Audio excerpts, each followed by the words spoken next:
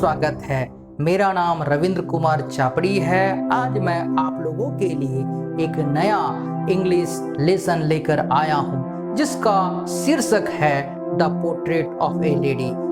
इसके लेखक हैं खुशवंत सिंह। कहानी में जाने से पहले हम अतर के बारे में जानना चाहेंगे। खुशवंत सिंह भारतीय लेखक और पत्रकार हैं। 1915 हडाली में उनका जन्म हुआ। अब वह पाकिस्तान में हैं। वे अखिल भारतीय रेडियो में शामिल हो गए और एक पूर्णकालिक लेखक बन गए। उन्होंने पत्रिकाओं का संपादन, उपन्यास और राजनीतिक टिप्पणी लिखना शुरू किया और वे लोकप्रिय बन गए। आज पत्रकारी की दुनिया में वह भारत के दूसरे सबसे बड़े नागरिक पुरस्कार पद्म विभूषण से भी नवाजा गया। The portrait of A lady की कहानी है। वह वर्षों से अपने दादी के साथ अपने संबंधों का वर्णन करता है और पोता बड़ा होने और दादी के बड़े होने पर बदल जाता है। एकांत और चुप्पी दादी के दिनों को भर देती है क्योंकि वह वास्तविक दुनिया से खुद को दूर कर लेती है। वह अब ईश्वर के प्रति आस्था और पक्षियों के साथ रहना पसंद करती है। वह अपनी खुद की एक नई दुनिया में प्रवेश करती है और खुद से संतुष्ट रहती है। लेखक ने अपने दैनिक गतिविधियों को कलमबद्ध किया और समय बीतने के साथ वह एक चरित्र के रूप में विकसित हुई। वह अपने स्वरूप की व्याख्या करता है जो पाठकों या दर्शकों के मन में एक छवि बनाने में मदद करता है। एक महिला का चित्रण में खुशवंत सिंह अपने दादी का शब्द चित्रण प्रस्तुत करता है। उसकी दादी हर व्यक्ति की दादी की तरह थी। वह पूर्ण रूप से एक वृद्ध थी। यह विश्वास करना कठिन था कि कभी वह जवान और आकर्षक भी रही थी। यह विचार मात्र ही विवत्सा पैदा करता था। उसके दादा की तस्वीर बैठक में अंगीठी पट्ट के ऊपर टंगी हुई थी। वह कम से कम 100 वर्ष का दिखाई पड़ता था। खुशवंत सिंह की दादी एक छोटे कद की महिला थी। वह मोटी और थोड़ी सी झुकी हुई थी। उसका चेहरा झुर्रीदार था। वह बहुत बूढ़ी दिखाई पड़ती थी। 20 साल से वह वैसी ही दिखाई दे रही थी। वह सीधे नहीं चल सकती थी। वह बेदाग सफेद कपड़ों में घर में इधर उधर लंगड़ती फिरती थी। उसे अपना एक हाथ अपनी कमर पर रखना पड़ता था। यह झुके शरीर को संतुलित करने के लिए था। वह दूसरे हाथ में एक जपमाला पकड़े रखती थी। वह हमेशा मन के फेरते रहती थी। उसके बालों की चांदी जैसी सफेद लटें और पीले चेहरे पर बिखरी रहती थी। उसके ओंठ लगातार हिलते थे। वह बिना बोले हमेशा प्रार्थना करती रहती थी। वह शांति और संतुष्टि की तस्वीर प्रस्तुत करती थी। कथाकार और उसकी दादी अच्छे मित्र थे। उसके माँ बाप उसे अपनी दादी माँ के साथ गांव में छोड़ गए थे। वे सदा साथ रहते थे। वह उसे प्रातः काल उठा देती थी। वह उसे पाठशाला के लिए तैयार करती थी। वह अपनी प्रार्थना रटे रटाए एक स्वरीय गाने के रूप में करती थी। वह उसकी लकड़ी की तख्ती को धोती और उसे पीले चाक मिट्टी से पोती थी। वह मिट्टी की एक दावत और एक लाल कलम लेती और उन्हें एक गठरी में बांधकर उसे देती थी। वह एक मोटी बासी रोटी के ऊपर थोड़ा सा मक्खन और चीनी बिखेर कर उसे दे देती थी। वह गांव के कुत्तों के लिए बहुत सी बासी रोटियां अपने साथ ले जाती थी। दादी कथाकार के साथ हमेशा पाठशाला जाती थी। पाठशाला मंदिर से जुड़ी हुई थी। पुजारी बच्चों को वहां वर्णमाला के अक्षर और प्रातःकालीन प्रार्थना सिखाता था।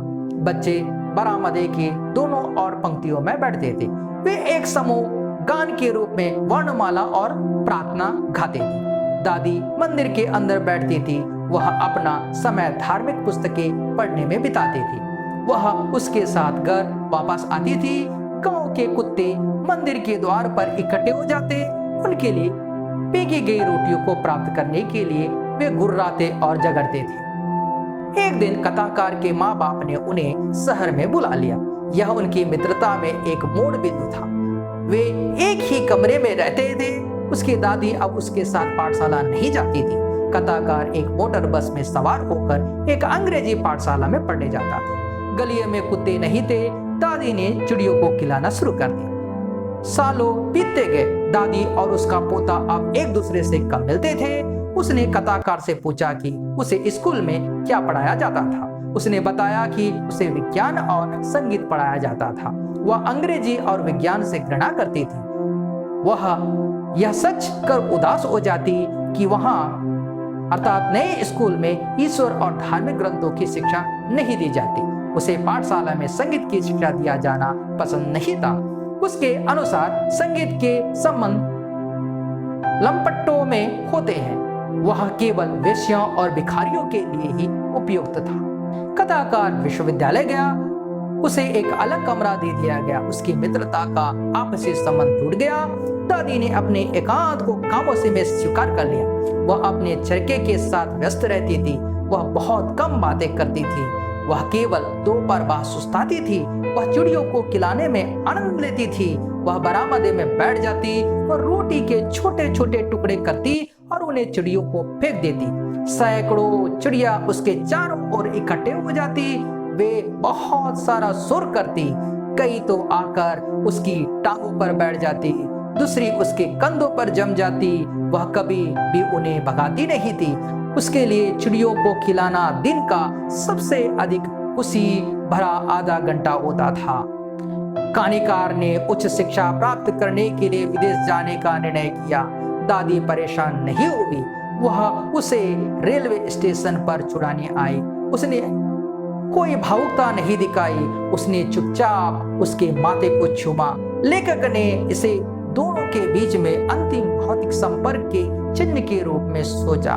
कथाकार 5 वर्ष के बाद वापस लौट आया। दादी एक दिन भी और अधिक बूढ़ी दिखाई नहीं देती थी। शाम को उसमें एक परिवर्तन आ गया। उसने प्रार्थना नहीं की। उसने पड़ोस की सारी औरतों को इकट्ठा कर लिया। उसने एक पुराना डोल लिया और गीत गाना शुरू किए। वह कई घंटों तक उस पुराने डोल को पीटती रही। वह योद्धाओं के वापस घर आने के गानों को गाती रही।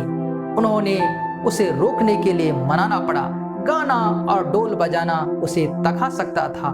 पहली बार उसने प्रार्थना नहीं की। अगली सुबह वह बीमार पड़ गई। उसने घोषणा की कि उसका अंत नजदीक आ गया। वह उसे बातें करने में और अधिक समय बर्बाद नहीं चाहती थी। वह चुपचाप बिस्तर में लेटी रही। वह प्रार्थना करती और मन को पीटती रही। फिर उसके होंठ ने हिलना बंद कर दिया। उसकी निर्जीव अंगुलियों में जाप माला गिर गई। वह मर गई थी। उसे जमीन पर लिटा दिया गया।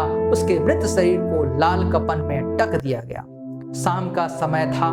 सूर्य अस्त हो रहा था। वे लकड़ी की एक अर्ती लाए। वे आंगन में आधे रास्ते आकर रुक गए। हजारों चिड़िया उसके मृत शरीर के समीप बैठी थी। उसने चहचहाट नहीं की। हर एक को चिड़िया के लिए अफसोस था। कहानीकार की माँ रोटी लाई और उसे छोटे छोटे टुकड़ों में तोड़ दिया। उसने वे टुकड़े उनके सामने फेंक दिए। पक्षी ने इस और कोई भी ध्यान नहीं दिया। जब वे उसके मृत शरीर को बाहर ले गए, चिड़िया चुपचाप उड़ गई। बच्चों, इस कहानी से हमें यह शिक्षा मिलती है कि कहानी में दादी, माँ और पोते के बीच उनके उम्र ना होने के बावजूद उनमें ममता और लगाव को दर्शाया गया है। हालांकि दादी माँ आधुनिकीकरण के प्रति रूढ़िवादी सोच थी, लेकिन उसने हर परिस्थिति में खुद को डाल लिया। उसे जानवरों के प्रति प्रेम और ईश्वर के प्रति आस्था थी। इस कहानी से हमें क्या शिक्षा मिलती है और क्या पता चलता है? दादी माँ और पोते के बीच में प्यार और रिश्ता को देख सकते हैं। मुझे लगता है कि आप भी अपने दादी से प्यार करते हैं, क्योंकि खुशवंत सिंह ने अपनी दादी माँ के साथ प्यार करता था। इसीलिए हम भी अपने दादा दादी का सम्मान करना और प्यार करना होगा। अगर आप अपने दादा दादी से दूर हैं तो उन्हें खुश करें। इसके लिए आपको उन्हें कॉल करके और बात करने की जरूरत है टेलीफोन के साथ, लेकिन उनके साथ रिश्ता कभी नहीं तोड़ना चाहिए। दूसरी बात यह है कि यदि कोई व्यक्ति किसी पशु या पक्षी से प्यार करता है तो निश्चित रूप से वे भी खुशवंत सिंह की दादी के समान उनके साथ प्यार करेंगे। और हमने देखा कि उनकी मृत्यु के बाद पक्षी अपना आभार व्यक्त किया था। उसी तरह से हमें भी पशु और पक्षी से प्यार करना होगा। परीक्षा में कुछ महत्वपूर्ण प्रश्न आते हैं, वे इस प्रकार हैं। The three phases of the author's relationship with his grandmother before he fled the country to study abroad. Three reasons why the author's grandmother was disturbed when he started going to the city school. Three ways in which the author's grandmother spent her day after he grew up. The odd way in which the author's grandmother behaved just before she died. The way in which the sparrows expressed their sorrow when the author's grandmother died.